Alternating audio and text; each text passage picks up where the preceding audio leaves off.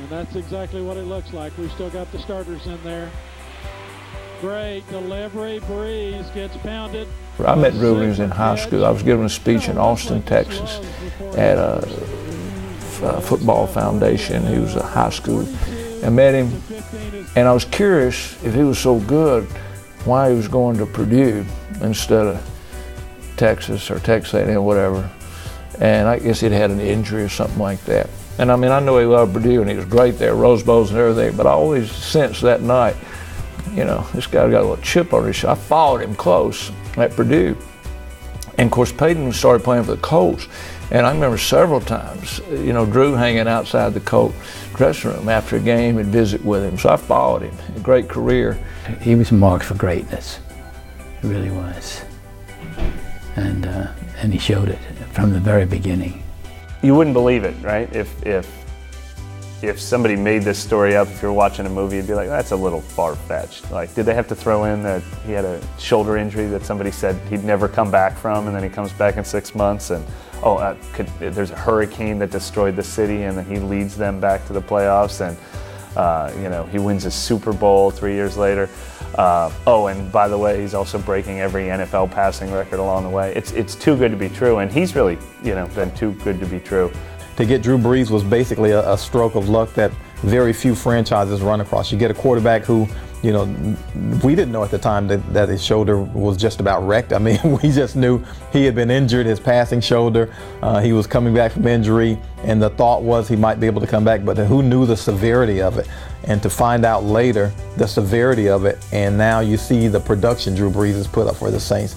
He was the first one to come up to me, hey man, I'm so glad you're here. And as you just said, I've been through what you've been through. He blows his shoulder out, all of a sudden nobody wants him. He comes here. I blow my knee out, all of a sudden nobody wants me, I come here.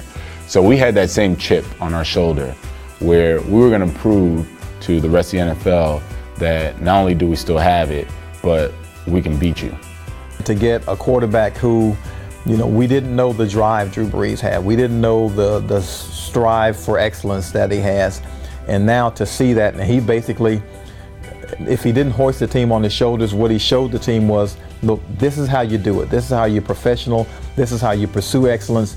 You go after it hard every day, every second. You're fully focused. And I don't know necessarily that anyone in the history of the franchise had been that way before Drew Brees. He has a winner's desire. He wants to win.